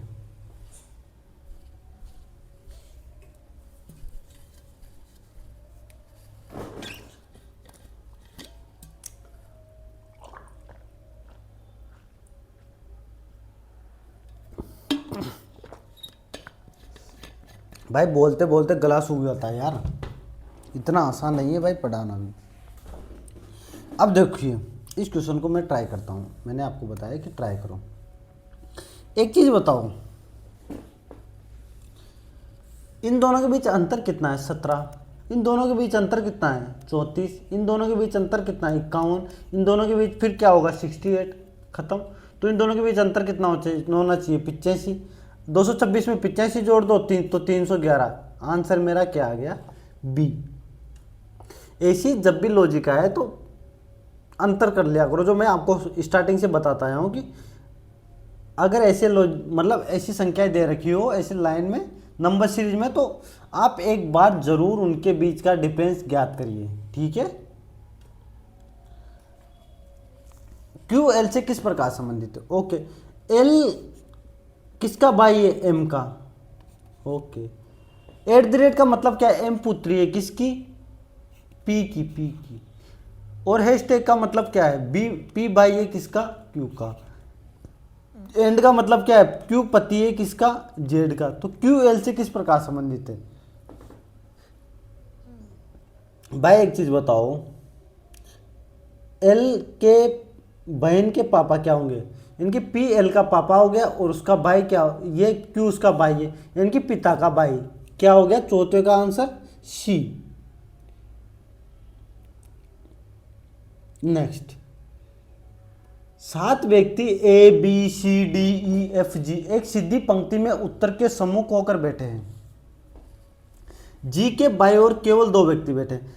ये क्या बोल रहा है कि जी के बाई ओर केवल 2 व्यक्ति, इनकी जी यहां बैठा होगा और इसके बाई ओर 2 व्यक्ति बैठे होंगे। ओके, अब ये बता रहा है कि ए और एफ के मध्य 2 व्यक्ति बैठे हैं। मुझे नहीं पता ए और एफ कहाँ बैठे हैं, चलो छोड़ो इसको। ए एफ के बाएं बैठा है। ओके, एक बार बताइए, अगर ये 7 लोग, ये 3 इधर है, इसने बोल दिया ये बाएं बैठे, तो 7 लोग मैं बना दूं, 4 मैंने बना दिए। ओके ठीक है। अब एक चीज बताओ, ए और एफ के बीच में अगर मैं 2 व्यक्ति बिठाने हैं मुझे, ए एफ के, ए है ना एफ के बाएं बैठा है। ओके, इसने ये भी बोल दिया कि ए एफ के बाएं बैठा है और डी एफ के निकटतम दाएं पड़ोसी। एक बार बताओ, डी है ना एफ का निकटतम पड़ोसी है। अगर मैं केवल एक व्यक्ति बी के दाएं बैठा है, इनकी बी यहां बैठेगा, मैं एक बार बताओ, मैं डी को यहां रख सकता हूं? नहीं रख सकते, नहीं रख सकते। क्यों? क्योंकि अगर मैंने डी को यहां रख दिया तो एक बार बताओ, एफ यहां बैठेगा, एफ यहां नहीं बैठ सकता, तो डी यहां ही बैठेगा। तो एफ यहां बैठेगा और एफ और ए के बीच कितने व्यक्ति है? 2 व्यक्ति है। ये लो, अब एक बार बताओ, अब एक और सिचुएशन बननी चाहिए। कहाँ गया भाई वो, कहाँ लिखा था उसने? ई है ना, जी का पड़ोसी नहीं है तो ई यहां आएगा, तो यहां कौन बच जाएगा? पहली बात तो इसने पूछा ए और ई के बीच कितने व्यक्ति है, खत्म, 5 व्यक्ति है, 5। ये ईरा, ये एरा, ये ईरा, 5 व्यक्ति, 5। नेक्स्ट क्वेश्चन, ये जो रीजनिंग के 30 क्वेश्चन आते हैं ना, उम्मीद आप इसमें ट्राई करो कि मैक्सिमम स्कोर कर पाओ, क्योंकि यही क्या सब्जेक्ट होती है जो स्कोरेबल होती है। यानी कि इसमें 30 में से 30 और मैथ में 25 में से 25 ला सकते हो आप 55 में से मान के चलिए कि 50 तो आपको लाने ही हैं, 50 प्लस, तो तब आपका सिलेक्शन होगा। आपको 70 प्लस जाना ही जाना है किसी भी कंडीशन में। निम्नलिखित कूट श्रृंखला में बैंकिंग को क्या लिखा जाता है, बताओ? मैं क्या बोलता हूं, जो बैंकिंग है ना उसको क्या लिखा जाए? मैं एक काम करता हूं, सबसे पहले मैं ये लिख लेता हूं, इनकी प्लेस वैल्यू 9, 14 और 7, और नीचे क्या है, 7, 2 और फिर क्या है, देखो 1, 2, 1 मिनट रुको, 7 2 19, 19, फिर 16 है, फिर ये कितना है, 18 है, फिर ये कितना है, 19 है, और ये 12 है। एक चीज बताओ, ये प्लस 7 हो रहा है, ये प्लस क्या हो रहा है, 1, सॉरी यहाँ 21 है ना, तो प्लस 20 हो रहा है। ओके, ये सॉरी 2 है, तो ये इंटू 2 हो रहा है, इंटू 2, प्लस 5 इंटू 2। एक चीज बताओ, ए यहाँ पे क्या था, ए, और यहाँ पे क्या था, 9 पे आई। यानी कि इसने क्या बोला है कि जो वोवल है ना, वोवल, उनको तो मल्टीप्लाई 2 कर दो, और जो कॉन्सोनेंट है, कॉन्सोनेंट, उनको प्लस 5 कर दो। ये इसका कॉन्सेप्ट हो गया। तो मेरे पास सी क्या है, कॉन्सोनेंट, तो इसमें 5 कर दो, यानी कि 8 आएगा, 8, यानी कि ये गया। ओ क्या है, ओ वोवल है, तो इसमें 2 से मल्टीप्लाई कर दो, यानी कि 30। एन क्या है, एन 14 है, इसमें 5 कर दो, 19 आएगा, 19 दोनों में। ओके, अब डी क्या है, कॉन्सोनेंट, तो इसमें 5 प्लस कर दो, तो 19 के बाद 9 भी आएगा, दोनों में 9 है। ओके, यू क्या है, 21 में कम 2 गुणा करोगे तो 42 आएगा, 42, तो ये नहीं है, ये आंसर हो गया। इनकी डी मेरा आंसर। अच्छा क्वेश्चन है भाई, टाइम लगाए काफी। क्वेश्चन नंबर 7, एक बार बताओ, ये 8 है, ये 21 है, ये 14 है, ये 7 है, 5 है, 18 है। ये कितना है, 21 है, ये 8 है, ये कितना है, 1 है, ये 20 है, ये 18 है, ये 5 है, ये प्लस 13 है, ये कितना है, ये भी प्लस 13 हो गया, क्योंकि 26 प्लस 8 34 हो जाता है, ये भी प्लस 13 हो गया, क्योंकि 14 प्लस 13 27 हो जाए, 27 का मतलब 1, ये भी प्लस 13, इनकी प्लस 13 कर रखा है। 19 में प्लस 13 करोगे तो 32, 32 का मतलब 6, 6 का मतलब F, दोनों ऑप्शन खत्म, F ओके। W 23 पे आता है, 13 प्लस करोगे तो 36, 36 का मतलब 10, 10 पे क्या आता है J, इनकी ये भी खत्म, ये बी आंसर। नेक्स्ट, कौन सा विकल्प दिए गए शब्दों के सही क्रम का प्रतिनिधित्व करता है जिस क्रम में वे अंग्रेजी शब्दकोश में दिखाई देंगे। एक बात बताओ, सबसे पहले एल आएगा, सब में एल है, ओ बी सब में, ओ के बाद क्या आएगा सी, यानी कि 5 से शुरू होगा, ओके सब 5 से शुरू हो रहे हैं, ओके। सी के बाद क्या आएगा बताओ, एन आएगा ना, एन, और एन के बाद ई आएगा पहले या जी आएगा, ई पहले आएगा जी बाद में आएगा, यानी कि 5 1 2 5 1 2 5 1 2, इन दोनों में से एक होगा। अब 3 पहले आएगा या 4 पहले आएगा बताओ, 4 पहले आएगा फिर 3 आएगा, तो 4 पहले आएगा 3 बाद में आएगा, यानी कि सी आंसर हो गया, सी। किसी को कोई दिक्कत ना, हमरे रहते हुए क्या दिक्कत आ सकती है आप लोगों को। नेक्स्ट क्वेश्चन, 9th नंबर क्वेश्चन, इन दोनों के बीच डिफरेंस कितना है। 23 और 58 कितना हो गया भाई, 81। ये 42 और 7 कितना हो गया, 49। ये कितना हो गया भाई, 25, और ये कितना हो गया, 9। ये 9 का स्क्वायर है, ये 7 का स्क्वायर है, 5 का स्क्वायर है, 3 का स्क्वायर है, तो ये 1 का स्क्वायर होना चाहिए, तो क्या हो जाएगा 242, खत्म, ये रहा ए आंसर। निम्नलिखित अनुक्रम में ऐसी कितनी एक अंक वाली विषम संख्या है जिनके ठीक बाद विषम संख्या है, ओके, यानी कि एक विषम संख्या भी होनी चाहिए और उनके ठीक बाद एक विषम संख्या भी होनी चाहिए। एक बार बताओ, 7 एक विषम संख्या है, इसके बाद विषम संख्या भी है, ओके, तो एक तो ये हो गया 7, एक 3 भी हो गया कि 3 के बाद 9 है, तो 2 संख्याएं होगी, 7 और 3, ओके। 5 के बाद 7 है तो एक ये हो गई, 3 के बाद 1 है तो एक ये हो गई, 4, ठीक है। और एक तो विषम संख्या होती है ना, ये तो ये 5 हो गई, 5। अब क्या देखो, अब कहाँ है, अब अगली कहाँ है भाई, अब एक बार बताओ, अरे 5 हो गई ना, तो 5 तो ऑप्शन में है ही नहीं, यानी कि एक और निकलेगी, अरे ये रही ना 5 के बाद 1, 6 है, टोटल 6, खत्म, डी आंसर मेरा, डी आंसर होगा, ओके। एक निश्चित कूट भाषा में एक्टिव को क्या लिखा जाता है, CBS। एक बार बताओ, ए पे मैं +2 किया, तब सी आया, सी में मैंने -1 किया, टी में मैंने -1 किया, आई में मैंने +2 किया।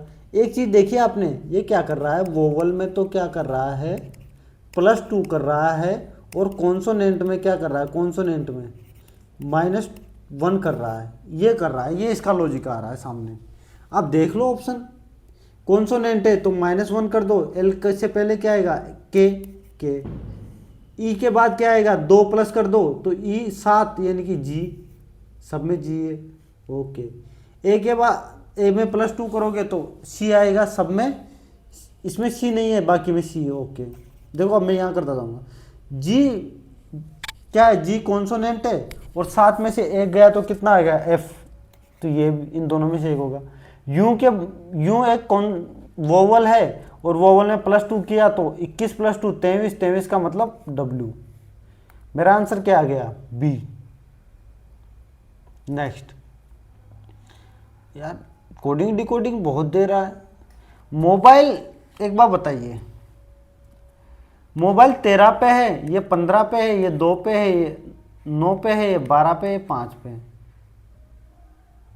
इसमें भी सेम लॉजिक दिख रहा है मुझे, एम में ये +1 कर रहा है, क्यू में कितना कर रहा है, +2, अच्छा इसमें अलग लॉजिक है, ओके। 14, 17, 5, 13, 17 और लिखते लिखते मुझे पता चल गया +1 +2 +3 +4 +5 +6 खत्म। सी में +1 करूंगा तो डी आएगा, +2 करूंगा तो क्या आएगा 10 जी आएगा, +3 करूंगा तो डी आएगा, तो ये गया, इन तीनों में से एक होगा। आर में मैं +4 करूंगा तो कितना हो जाएगा 22, 22 का मतलब वी, ये भी गया। और फिर 5 करूंगा तो 12 आ जाएगा, 12 में के नहीं आएगा, ये आ गया सी। मेरा आंसर क्या हो गया सी।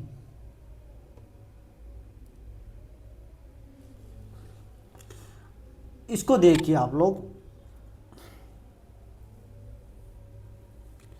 ई के बाद जी है, 5, 7, 11 है,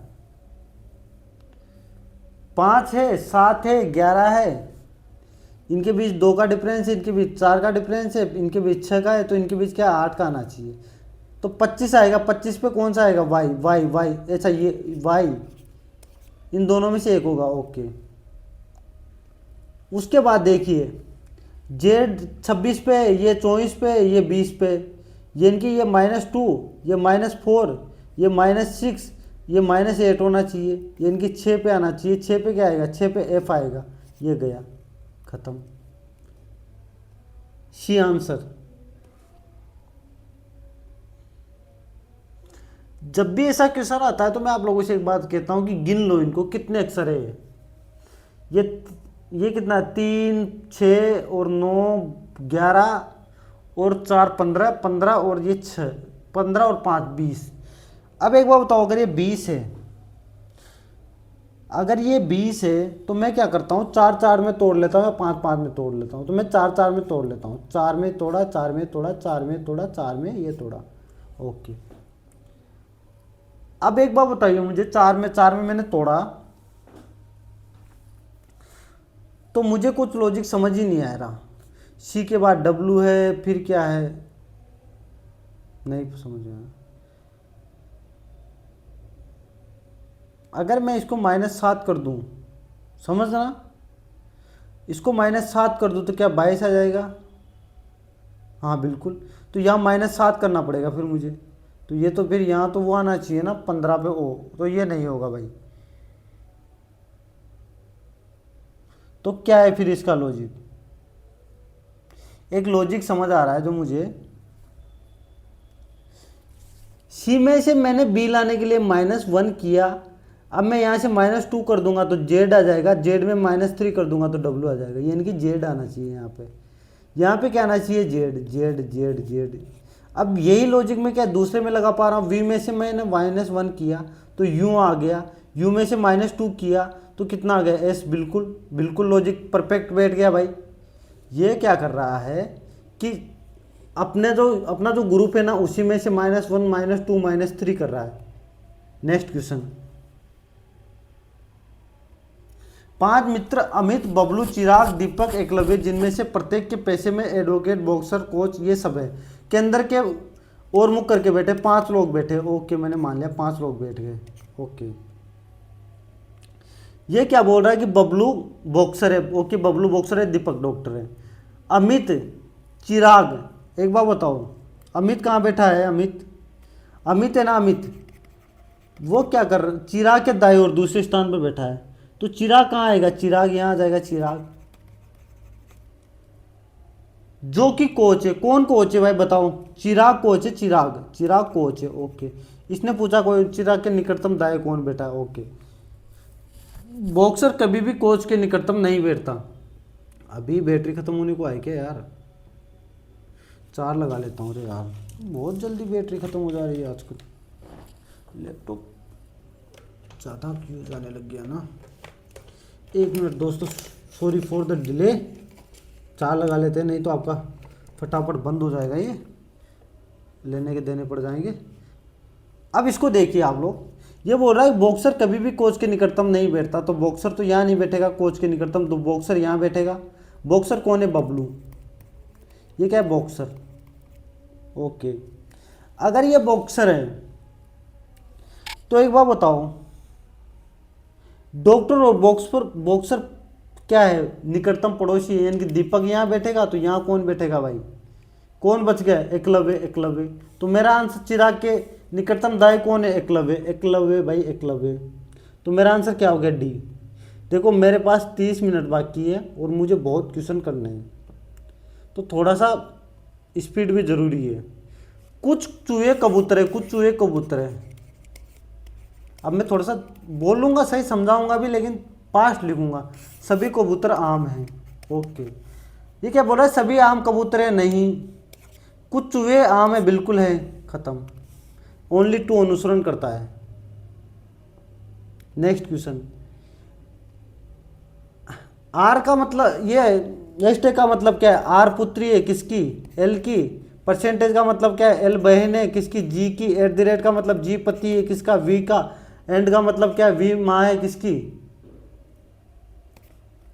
पी की। तो एल पी से किस प्रकार संबंध हुआ? पापा की बहन, पिता की बहन, बी। खत्म। Next question. उड़ाया भी जा सकता है कृष्णों को।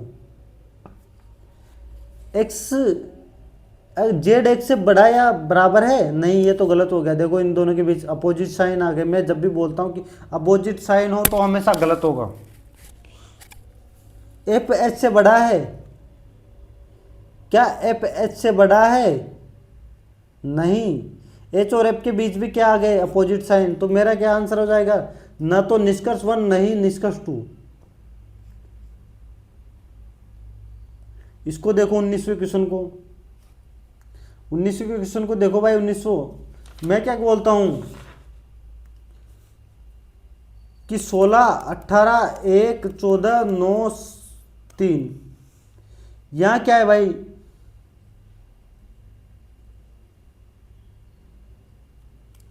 19, 17, 15, 2, ये कितना है? 4 और 10। ये क्या है भाई?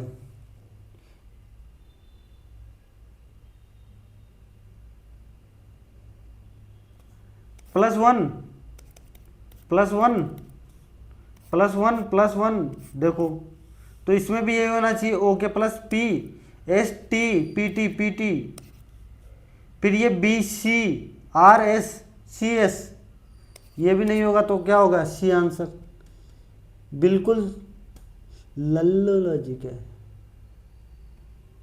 7, 12, 28, 52। तो इनके बीच का डिफरेंस ज्ञात कर लो, फटाफट डिफरेंस ज्ञात कर लो भाई। कितना होगा? 5। ये कितना होगा? 16।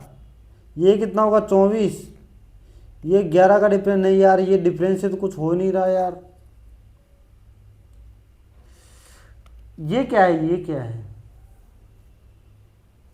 एक चीज देख रहे हो आप, डिफरेंस से नहीं हुआ तो इसमें कुछ ना कुछ स्क्वायर के आसपास देखो।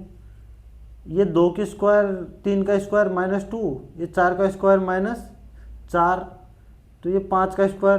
अरे हाँ, एक चीज अरे यार मुझे एक चीज समझ में आ गई। 2 का स्क्वायर +3, 3 का स्क्वायर +3, 5 का स्क्वायर +3, ये कितना है? 7 का स्क्वायर +3, यानी कि प्राइम नंबर का स्क्वायर +3, यानी कि 11 का स्क्वायर +3 होगा 124। आंसर होगा सी। नेक्स्ट। दिए गए आरेख में आयत, आयत क्या दिखाता है? छात्रों को दिखाता है। और वर्त उन लोगों की संख्या दिखाते हैं जो विभिन्न भाषाएं हिंदी, अंग्रेजी और संस्कृत बोलते हैं। ओके, देखो ये क्या बोल रहा है कि हिंदी, हिंदी कौन बोलता है? ये देखो सब दे रखा है इसने, चलो छोड़ दो। इनमें से कितने विद्यार्थी कम से कम एक भाषा बोलते हैं? कम से कम एक बोलना चाहिए। यानी कि कुछ ऐसे विद्यार्थी भी होंगे जो कुछ कोई भाषा नहीं बोलते होंगे भाई। कम से कम एक भाषा बोलते हैं। 8 ये लोग हैं जो संस्कृत बोलते हैं, 16 ये लोग हैं जो क्या बोलते हैं? हिंदी। एक बात बताओ,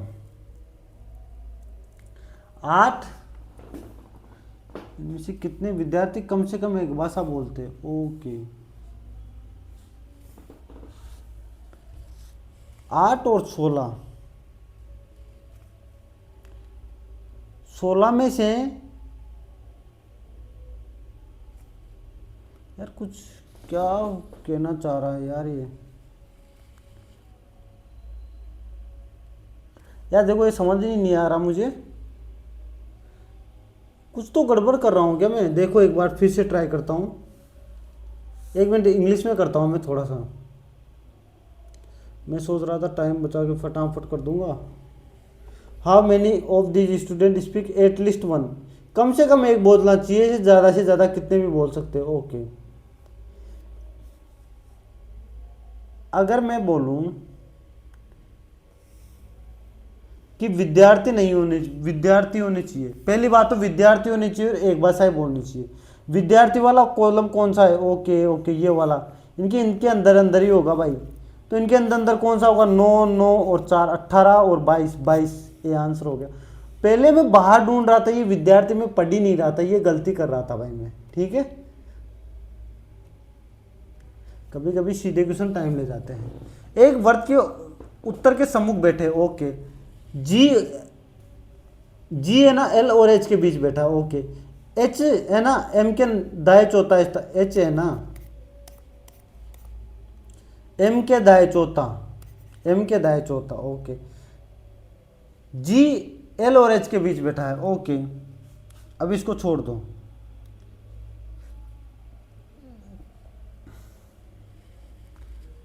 के एच के निकटतम दाएं बैठा है, के है ना एच के निकटतम दाएं बैठा है, एल और एम के बीच कौन बैठा है? अब देखो 6 व्यक्ति बैठ गए। अब ये कह रहा है जी एल और एच के बीच बैठा है, एल यहाँ होगा तो जी यहाँ होगा, खत्म। तो यहाँ कौन बचा भाई? के आ गया, एल आ गया, जी आ गया, एच आ गया, जे बच गया, जे। अब तो बोल रहा है एल और एम के बीच कौन बैठा है? एल और एम के बीच जे, ये आंसर हो गया ए, पहला वाला आंसर। नेक्स्ट, निम्नलिखित अनुक्रम में ऐसे कितने स्वर है जिनके ठीक बाद व्यंजन है लेकिन ठीक पहले एक व्यंजन नहीं है? ओके, स्वर देखने, एक ये है ठीक बात, तो इसमें तो देखना ही नहीं है, ओके, क्योंकि इसके पे आगे तो कुछ है नहीं। एक तो ये रह गया जिनके ठीक बाद एक व्यंजन है, व्यंजन नहीं है ठीक पहले। इनकी मैं क्या कह रहा हूं कि 2 लगातार स्वर आने चाहिए और एक व्यंजन आना चाहिए। एक तो ये हो गया यू वाला, ए के बाद टी है लेकिन पहले भी एक व्यंजन है, ओके। आई के बाद ये है तो एक आय हो जाएगा जिनके ठीक बाद एक व्यंजन है लेकिन ठीक पहले एक स्वर भी है, इनकी व्यंजन नहीं है। ये भी दो दो हो गए, 2। एक क्या हो गया? ये हो गया 3, सॉरी ये नहीं, ये वाला, ये वाला, ये वाला 3 और एक ये 4। 4 ऐसे स्वर है जिनके ठीक बाद एक व्यंजन है और ठीक पहले एक व्यंजन नहीं है। नेक्स्ट क्वेश्चन, 60 छात्रों के कक्षा में जहां लड़कियों की संख्या लड़कों से दुगनी है, ओके। अगर लड़कियों की संख्या लड़कों से दुगनी है तो 2 रेशो में होगा, 3 रेशो का मतलब 60, तो गर्ल्स कितनी हो गई? 40 और बॉयज कितने हो गए? 20, खत्म। कपिल ऊपर से 17वें स्थान पर कौन है? कपिल 17वें स्थान पर कौन है? कपिल। कपिल से आगे 9 लड़कियां हैं तो लड़के कितने होंगे? कितना? 6, 16 टोटल है ना, तो 7 लड़के होंगे, 7 लड़के। तो उसके बाद कितने लड़के होंगे? अगर 7 पहले है तो बाद में कितने होंगे? 13। अच्छा, कपिल खुद एक लड़का है ना, ओके, तो कपिल समेत 8 हो गए, तो कितने होंगे बाद में? 12, 12, डी आंसर होगा, डी।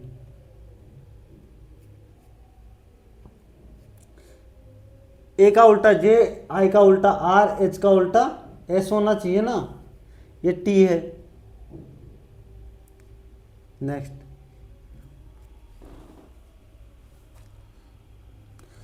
सी को 3 लिख दिया, ओ को ऐसे लिख दिया, फिर क्या है 14 लिख दिया, फिर सी को वापस लिख दिया।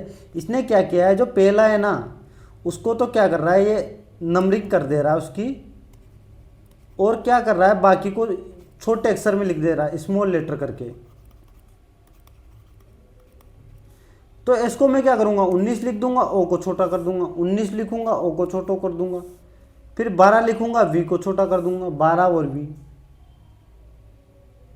ये गलत, मेरा आंसर क्या आ गया? बी। लगाओ। नेक्स्ट, मर्चेंट को मैं क्या लिख सकता हूं? ये तो सीधा दिख रहा है ना, M+1 E+1 RS, सी का सी दे रखा है, एच का एक, ये दोनों और बाकी को ऐसे दे रखा है, इसमें +2 कर रखा है। यानी कि पहले वाले 3 में तो +1, फिर बीच वाले 2 सेम, ये देखो बीच वाले दोनों सेम, तो मैं बीच वाले दोनों सेम कर दूंगा CT/CT। ओके, सब में सेम है। इसमें क्या करूंगा, पहले वाले में +1 KVO सब में है, तो बाद वाले में +2 कर दूंगा IJK OPQ NOP, ये आना चाहिए KQP। खत्म, ए आंसर हो गया ए। नेक्स्ट क्वेश्चन, इसको देखिए, R से X गया, R कितने पे था 18 पे, ये 24 पे, यानी कि 6, तो ये भी ये 30 पे आएगा, 6 ये 6 ये 6, तो 22 पे आएगा। 16 + 6 22 आएगा। 22 कौन सा है भाई, यानी कि यहाँ 22 आना चाहिए ना। इसने क्या दे रखा है, इसने कितना, 1 मिनट यार, रुको, इसमें गलत पूछा है ना। तो ये 18 है, ये 24 है, ये कितना है, ये 30 है, तो ये तो सही है, पहली वाली तो सही फॉलो कर रहा है। ओके, दूसरा क्या है, वो 15 है और ये 9 जोड़ा है, तो ये 23 हो गया। ये 9 जोड़ा, तो ये 31 आना चाहिए, यहाँ 31 आना, 31 यानी कि 32 आना चाहिए, F आना चाहिए ना यहाँ पे। और फिर यहाँ क्या 9 जोड़ना, यानी कि यहाँ क्या जोड़ा है 8, यहाँ 9 जोड़ा है, फिर इसने यहाँ 10 जोड़ा है, यहाँ 10 जोड़ना 10 जोड़ना चाहिए। अरे यार, ये तो साला अजीब लॉजिक है यार। वो 15 पे है, ये 23 पे है, ये 5 पे है, ये 13 पे है, ये 21 पे है। इसमें मैंने 8 जोड़ा, इसमें मैंने 8 जोड़ा, तो इसमें 8 जोड़ा, इसमें भी 8 जोड़ा, तो सही तो है यार। मैं क्या कर रहा हूँ, 8 ही तो जोड़ रहा हूँ।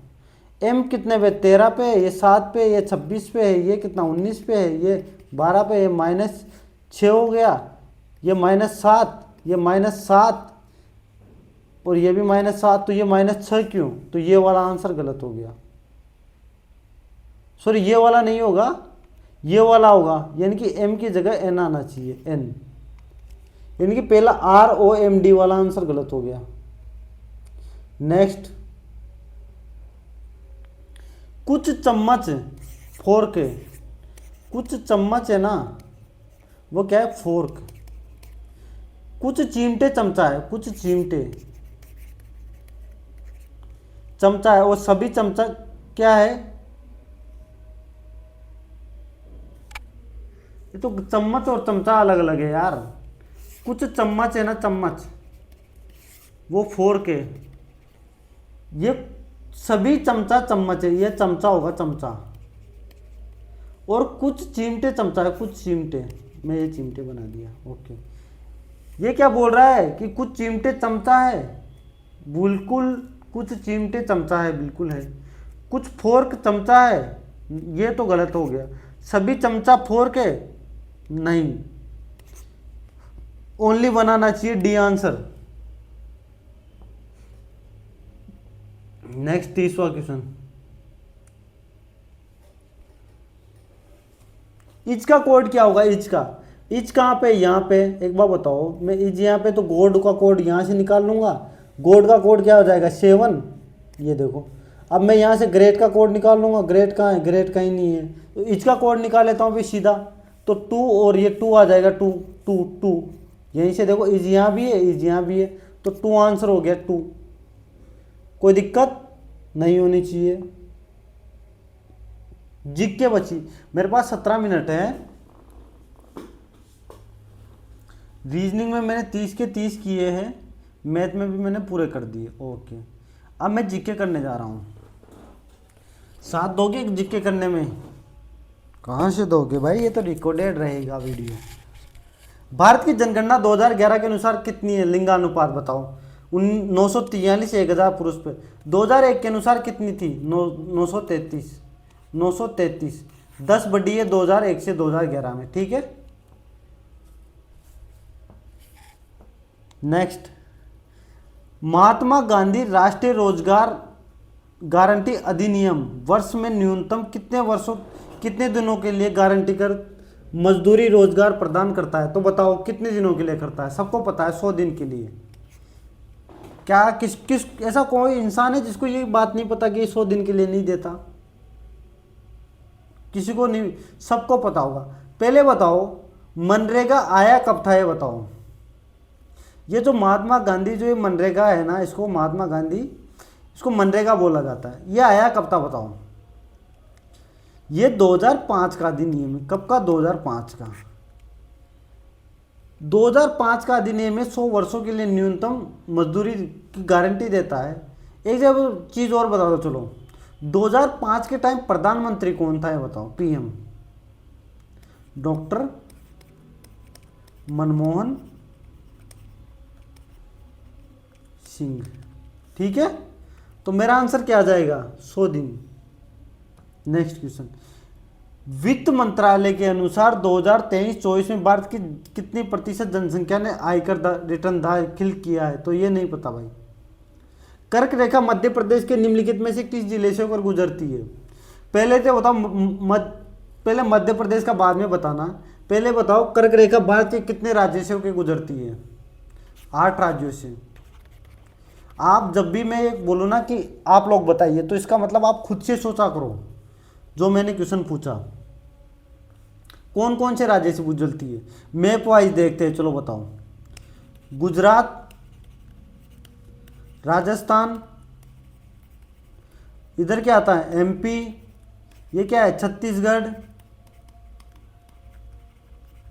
फिर उसके बाद क्या आता है बताओ फटाफट? झारखंड, फिर उसके बाद क्या आता है बताओ? बंगाल, फिर क्या आता है? त्रिपुरा, फिर मिजोरम। ये 8 राज्य हैं जिनसे होके 1 2 3 4 5 6 7 8 जिनसे होकर कर्क रेखा गुजरती है। अब जो कर्क रेखा होती क्या है ये बताओ? 23.5 डिग्री। उत्तरी अक्षांश को क्या बोलते हैं? कर्क रेखा। बताओ, कुछ बाकी रह गया? नहीं। आंसर क्या होगा? इसका आंसर होगा भोपाल से होकर गुजरती है भाई। मध्य प्रदेश में जो कर्क रेखा है ना, भोपाल से होकर गुजरती है। नेक्स्ट, मगध महाजनपद का पहला शासक जिसे इसके विस्तार पर महत्वपूर्ण प्रकाश डालने के लिए जाना जाता है। अभी जो पहला मौका हुआ था इसमें मैंने मगध के बारे में बताया था आपको। बताओ कौन था मगध का पहला शासक? सबको पता है, हर एक वंश। ये कौन था? हर एक वंश का शासन था पहला, है ना। इसका संस्थापक कौन था बताओ? इसके बारे में आपको बहुत सारी चीजें बताऊंगा। बिंबिसार, आंसर मेरा होगा बिंबिसार। ठीक है, एक बार बताओ, बिंबिसार के समय एक क्वेश्चन बार बार रिपीटेडली आता है। बिंबिसार के समय का क्वेश्चन बहुत आता है एग्जाम में। इसने क्या किया था? जो अपना जो जीवक चिकित्सक था ना, उसने उज्जैन के जो राजा को जो पी लिया हो गया था। एक चिकित्सक था, कौन सा चिकित्सक था? जीवक। इसने क्या किया था उस टाइम? जो उज्जैन का राजा था ना, उज्जैन का राजा, वो पीलिया से ग्रसित हो गया था। पीलिया से ग्रसित, उसके इलाज के लिए जीवक को बिंबिसार ने ही भेजा था। ये बात ध्यान रखना, ठीक है। अजातशत्रु को, अजातशत्रु किस, बताओ तो अजातशत्रु के बारे में चलो बताओ। अजातशत्रु बिंबिसार का पुत्र था और इसने ही बिंबिसार की हत्या की थी। बिंबिसार की हत्या, हत्या किसने की थी? अजातशत्रु ने। इसके समय प्रथम बौद्ध संगति हुई थी। प्रथम बौद्ध संगति। उज्जैन के बारे में बताओ चलो। उज्जैन के बारे में कुछ ज़्यादा है नहीं याद करने को। सबसे एक चीज़ है, इसने जो राजधानी, जो मगध की राजधानी, यानी कि जो हर एक वंश या मगध की राजधानी जो क्या राजगिर थी, राजगृह, उसको क्या है ना, पाटलिपुत्र शिफ्ट किया था। किसने? उज्जैन ने। अशोक तो सबको पता ही है, मौर्य वंश का शासक है, मौर्य वंश से संबंधित है। और ये बिंदुसार का पुत्र है। ये बिंबिसार अलग है, बिंदुसार अलग है। बिंबिसार तो हर एक वंश से संबंधित है, बिंदुसार मौर्य वंश से संबंधित है। और इसी के समय इसी ने क्या है ना, अशोक ने कलिंग युद्ध लड़ा था। उसके बाद इसका हृदय परिवर्तन हो गया था। तो मेरा आंसर क्या हो जाएगा? ए। नीति आयोग कब अस्तित्व में आया बताओ? पहले तो बताओ, नीति आयोग किसकी जगह आया था? योजना आयोग की जगह, ठीक है। तो ये क्या है ना, 1 जनवरी 2015 को आया था। नीति आयोग के अध्यक्ष कौन होते हैं? नीति आयोग का अध्यक्ष प्रधानमंत्री होता है, ठीक है। मार्च 2025 में भारत के सशस्त्र बलों के बलिदान का सम्मान करने के लिए राष्ट्रीय रक्षा दिवस की किस वर्षगांठ मनाई जाती है? तो ये नहीं पता भाई, मुझे नहीं पता इसका आंसर। निम्नलिखित में से कौन सी भू आकृति दर्रा न होकर पहाड़ी श्रृंखला है? बताओ। अरे सीधा क्वेश्चन है, बताओ मेरे भाई। पश्चिमी घाट ये क्या है ना, दर्रा न होकर एक पहाड़ी है। अंकोर वाट के निर्माण के लिए जिम्मेदार खमेर राजा कौन था? देखो ये जो मूक दे रहे हैं ना अपन, इसमें क्या है ना, 40 से 50% क्वेश्चन वही है जो अपन ने पहले मौकों में दे चुके। इस वजह से ये आपको आने चाहिए। इसके जो अंकोर वाट के निर्माण के लिए जो खमेर राजा था वो था सूर्यवर्मन सेकंड। अब यार इसलिए बोलता हूँ कि सारे मौक देखो, और देखो भी सही और याद भी रखो। भारत की जनगणना 2011 के अनुसार निम्नलिखित में से किस केंद्र शासित प्रदेश में ग्रामीण क्षेत्रों में सबसे अधिक लिंगानुपात है? सबसे ज्यादा लिंगानुपात बताओ, पहले ये बताओ कहाँ पे है, बताओ। केरल में, तो ग्रामीण भी यहीं पे है। सबसे कम लिंगानुपात कहाँ है बताओ, सबसे कम? हरियाणा। तभी तो यहाँ बेटी बचाओ बेटी पढ़ाओ योजना शुरू की गई थी। कब की गई थी? 2015 में। मार्च 2025 में VLSRSAM लॉन्च के निम्नलिखित में से किस संगठन ने भारतीय नौसेना के साथ सहयोग किया? जो मैंने पीडीएफ टेलीग्राम पे डाली है ना, उसमें ये क्वेश्चन डिक्टो ऐसे कैसे ही, डिक्टो तो नहीं कहूँगा लेकिन है ये क्वेश्चन तो DRDO। निम्नलिखित में से किस देश की मुद्रा बीरे है? तो इथोपिया की मुद्रा बीरे। अफगानिस्तान की मुद्रा क्या है बताओ, बताओ चलो फटाफट बताओ। अफगानी रुपया यहाँ की है। मिस्र की क्या है? पाउंड। और किर्गिस्तान की सोमो या सोमा ऐसा कुछ है, ठीक है। तो बीर किसकी है? इथोपिया की। भारतीय संविधान का मैं क्या पढ़ रहा हूँ यार। राज्य सरकार का संवैधानिक प्रमुख कौन होता है बताओ? राज्य सरकार का सबको पता है, राज्यपाल होता है। मार्च 2025 में पंजाब में किस वन्य जीव अभयारण्य को इको पर्यटन को बढ़ावा देने के लिए तेंदुआ सफारी में विकसित करने का प्रस्ताव किया गया था? देखो ये क्वेश्चन है ना, जो मैंने टेलीग्राम पे जो 400 प्लस जो क्वेश्चन है ना, उसकी जो PDF डाली थी ना, उसमें ये क्वेश्चन है। झज्जर और बचेली वन्य जीव अभयारण्य। भारत के प्रायद्वीप पे पठार की सामान्य ढलान किस दिशा में है? अभी तो कल ही बताया है मैंने, पश्चिम से पूर्व की ओर है। कल वाले मॉक में तो बताया है। भारत के संघात्मक विशेषता से संबंधित प्रावधान का संबंध, ये प्रवेश मॉक में आ चुका भाई। तो ये क्या है? कनाडा से संबंधित है, संघात्मक विशेषता है। यार वैसे भी याद होना चाहिए, आया है नहीं आया है लेकिन याद होना चाहिए। निम्नलिखित में से किस वर्ष में भारत में पहली बार सांप्रदायिक निर्वाचन मंडल का आरंभ हुआ था? तो बताओ। 1909 में। 1909 में कौन सा अधिनियम आया था? पार्लियामेंट अधिनियम। भारत छोड़ो आंदोलन के दौरान 9 अगस्त 1942 को बॉम्बे के ग्वालियर टैंक मैदान में किसने झंडा फहराया था? अरुणा आसफ अली ने भाई। एक बार बताओ, एक क्वेश्चन बहुत बार आ चुका है एग्जाम में कि जो करो और मरो का जो नारा है ना, वो किस डेट को दिया था महात्मा गांधी ने? तो वो दिया था भाई 8 अगस्त 1942 को, ठीक है। और एक बार बताओ, करो और मरो का जो नारा है ना, वो सबसे पहले खोज किसने की थी उसकी बताओ? यूसुफ मेहर अली ने। यानी जो करो और मरो का जो असली हकदार है ना, वो था कौन? यूसुफ अली मेहर अली। तो इसका आंसर तो क्या हो जाएगा? अरुणा आसफ अली। पृथ्वी के महासागरों में पाए जाने वाले जल का प्रतिशत सबको पता है 97.2। ड्रीम काउंट के लेखक कौन है? नहीं पता भाई, छोड़ो। 7 मिनट बचे हैं और अपने को क्या करना है? साइंस करनी है, साइंस जितनी हो जाएगी करेंगे 7 मिनट में। अगर नहीं होगी तो छोड़ देंगे, सबमिट करने के बाद करेंगे भाई। पास्तुरीकरण एक प्रक्रिया है जिसमें तरलों का उत्तापन को इंग्लिश में क्या बोलते हैं बताओ? अच्छा, हीटिंग, ओके। तो समझ लेते हैं, मैं आपको बता देता हूँ। इसका आंसर होगा 30 मिनट के लिए 60 से 70 डिग्री सेल्सियस पर गर्म किया जाता है, तब पास्चुरीकरण की प्रक्रिया पूरी होती है। ठीक है, नेक्स्ट, 238 के परमाणु भार के साथ आवर्त सारणी का सबसे भारी प्राकृतिक रूप से पाया जाने वाला तत्व तो कौन सा है, बताओ। ये तो बच्चे बच्चे को पता है यार, यूरेनियम है।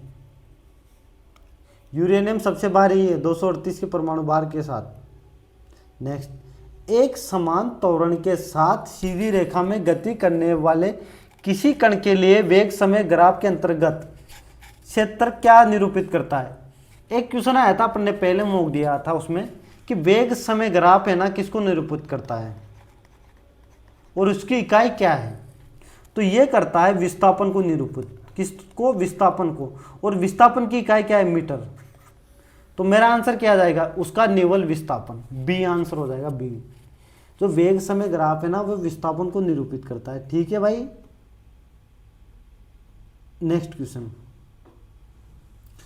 50 सेंटीमीटर वक्रता त्रिज्या वाले अवतल दर्पण का उपयोग ऐसे किसी बिंब का प्रतिबिंब निर्मित करने के लिए किया जाता है जिसे दर्पण के मुख्य अक्ष पर 25 सेंटीमीटर की दूरी पर रखा गया है। देखो ये क्वेश्चन है, इसको एग्जाम में मैं बाद में बता दूंगा, क्योंकि अभी क्या है ना, थोड़ा सा क्वेश्चन करने जरूरी हो गए। इसको छोड़ दो, अभी टाइम लेगा ये, मैं आपको बता दूंगा इसको। ठीक है, आदित्य अपने दोस्त रोहित को 35 न्यूटन के बल से धक्का देता है तो परिमाण स्वरूप त्वरण उत्पन्न होता है कितने का। तो एक बार बताओ, एफ बराबर क्या होता है, एम इंटू ए। एफ कितना दे रखा है, 35। एम तो अपने को ज्ञात करना है। ए कितना दे रखा है, 5। तो कितना हो जाएगा, एम बराबर 7 kg। नेक्स्ट क्वेश्चन फटाफट, एक वस्तु को दो झुके हुए दर्पणों के बीच रखा जाता है तो याद दर्पण के बीच का कोण 30 डिग्री है, तो कितने प्रतिबिंब बनेंगे। तो इसका फॉर्मूला मैंने आप लोगों को बता रखा है, प्रतिबिंब बराबर कितने प्रतिबिंब बनेंगे, 360 बटे थीटा, 360 बटे थीटा माइनस 1, 360 बटे 30 माइनस 1, 12 माइनस 1 बराबर 11 सी। नेक्स्ट, तत्वों के अणुओं के बारे में निम्नलिखित में से कौन सा कथन सही है।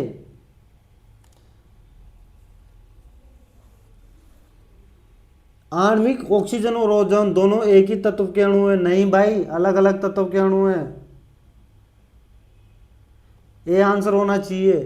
अधिक भार वहन करने के लिए चौड़े पट्टों वाले बैग को प्राथमिकता दी जाती है, इसका कारण क्या है। ये क्वेश्चन प्रीवियस किसी मॉक में आया है भाई, आपको याद होना चाहिए। संपर्क क्षेत्र में वर्दी से लगाए गए दाब में ह्रास होता है, इसकी वजह से प्राथमिकता दी जाती है कि चौड़े पट्टे वाले बैग यूज में लो। तो इसका आंसर क्या हो जाएगा, यानी कि अधिक भार वहन करने के लिए चौड़े पट्टे वाले बैग को प्राथमिकता दी जाती है क्योंकि ये संपर्क क्षेत्रफल में वर्दी से लगाए गए दाब में ह्रास होता है। भारतीय भौतिक विज्ञानी सत्येंद्र नाथ बोस क्वांटम सूत्रीकरण के आधार पर अल्बर्ट आइंस्टीन ने किस वर्ष पदार्थ की एक नई अवस्था बोस आइंस्टीन कंडेंसेशन का पूर्वानुमान लगाया था। ये 3-4 बार आ चुका मॉक में, 1924। एक वस्तु को 20 मीटर पर सेकंड के प्रारंभिक वेग से ऊर्ध्वाधर ऊपर की ओर फेंका जाता है तो अपने गति के चरम पर इसका वेग कितना हो जाएगा, 0। एक बार बताओ, 0 होगी तभी तो एक वस्तु कोई ऊपर फेंकी जा रही है, वो नीचे कब आएगी, एक स्थान पे जाके उसके चरम पे जाके जब उसका वेग 0 हो जाएगा, जब उसमें कुछ गति नहीं रहेगी तो वो नीचे आएगी ना, तो 0।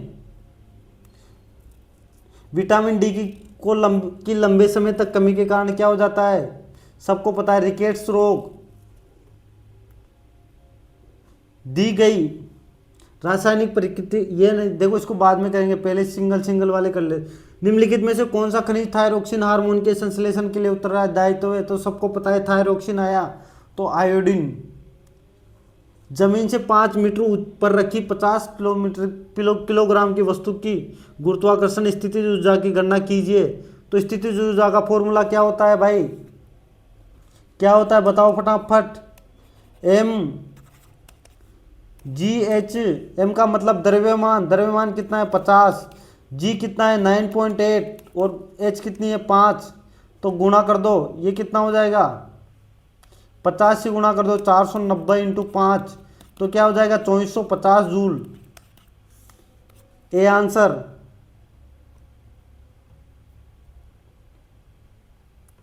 नेक्स्ट, प्रकाश संश्लेषण में कौन सा ऊर्जा स्थानांतरण होता है?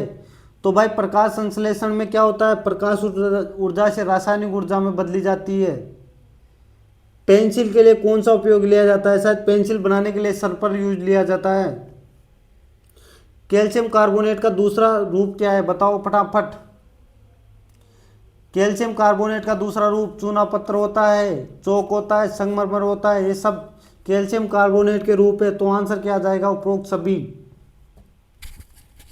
उष्मागतिकी रूप से कार्बन का सबसे स्थायी रूप कौन सा है? सबसे स्थायी रूप कौन सा है भाई, कौन सा है फटाफट बताओ। कार्बन का सबसे स्थायी रूप शायद ग्रेफाइट होगा। सभी वस्तुओं को एक तरल पदार्थ में डुबाए जाने पर उत्प्लवकता का अनुभव होता है। उत्प्लवकता क्या है, नहीं पता भाई। एक व्यक्ति गुजरती हुई ट्रेन को देखते हुए सीटी की आवृत्ति में बदलाव सुनता है, कौन सा सिद्धांत इस प्रभाव को समझता है? तो ये डॉपलर का प्रभाव होता है। डॉपलर का प्रभाव में क्या कहता है कि एक तरंग की आवृत्ति या तरंग दैर्ध्य में परिवर्तन को डॉपलर का नियम कहते हैं या प्रभाव कहते हैं। यदि पृथ्वी की त्रिज्या में को 1% कम कर दिया जाए और उसका द्रव्यमान समान रखा जाए तो गुरुत्वाकर्षण के कारण त्वरण लगभग 2 गुना हो जाता है, 2% बढ़ जाता है, लगभग 2% बढ़ जाता है। तो इसी के साथ टाइम कंप्लीट। कितने नंबर आए? 88, 50 रैंक, 99.82 परसेंटाइल। तो चलो अच्छा है भाई, उम्मीद करता हूँ सबको मॉक समझ में आ रहा होगा। अब जो बचे हुए क्वेश्चन भी मैं आप लोगों को करवा देता हूँ जो नहीं आए मेरे को, या फिर जो गलत हो गए। एक क्वेश्चन गलत हुआ है, ओके। इनकरेक्ट प्लस अनअटेम्प्ट, अनअटेम्प्ट साथ के साथ इसी में है ना, नहीं ज़्यादा है, ओके ओके। इसका वक्रता त्रिज्या निकाल लो पहले तो। अवतल दर्पण की वक्रता त्रिज्या क्या होती है? आर बराबर, जो अवतल दर्पण की जो वक्रता त्रिज्या है ना वो ऋणात्मक होती है। क्या? अवतल दर्पण के लिए वक्रता त्रिज्या क्या होती है? ऋणात्मक 50 सेंटीमीटर। जो एफ और जो वक्रता त्रिज्या के बीच संबंध क्या होता है? जो एफ है ना वक्रता त्रिज्या का आधा होता है, इनकी -25 सेंटीमीटर। अब एक बात बताओ, जो बिंब दूरी है ना, बिंब दूरी यानी कि यू, वो क्या होती है? ये भी माइनस में होती है 25 सेंटीमीटर। अब फॉर्मूला लगा दो 1/f बराबर v प्लस क्या हो जाएगा u, फॉर्मूला लगा दो फटाफट। 1/f बराबर 1/25 बराबर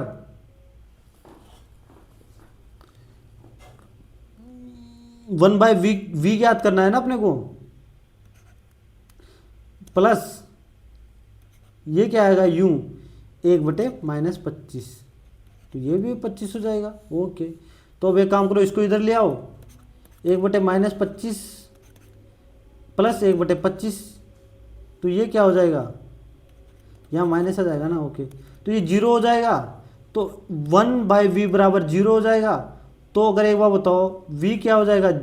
अगर मैं 0 v इधर ले आऊँगा, 0 इधर आऊँगा, एक में 0 का भाग जाएगा तो क्या बचेगा? अनंत। अनंत आंसर मेरा क्या हो गया? अनंत।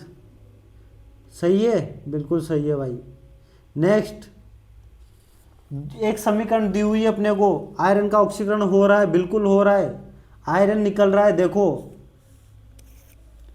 पानी एक ऑक्सीकरण घटक के रूप में काम कर रहा है। ये देखो घटक दिया हुआ है और ये बाद में क्या है? हट गया।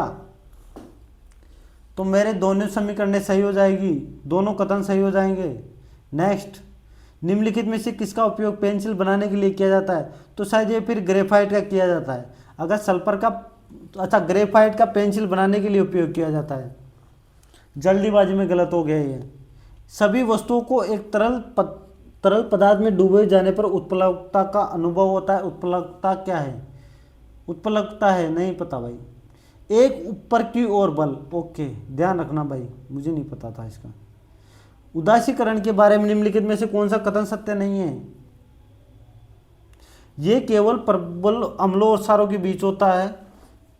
एक बार बताऊं क्या आप लोगों को, अगर ये ओनली वाला जो शब्द आता है ना, अगर किसी कथन में आ जाए ना, तो ये गलती लगभग चांसेस है कि 99% ये गलती होता है। इसका आंसर क्या हो गया? ए। मैंने एक तुक्का लगाया था, लेकिन तुक्के ऐसे ही लगते हैं, तुक्के भी लॉजिक के साथ लगते हैं, ऐसे नहीं कि तुक्के लगा दिया भाई मर्जी पड़े, वैसे तुक्के भी नहीं लगते, ध्यान रखना। निम्नलिखित में से कौन सा ऑक्सीकरण का उदाहरण है जो भोजन में विकृत गंधिता पैदा करता है? ये क्या है भाई?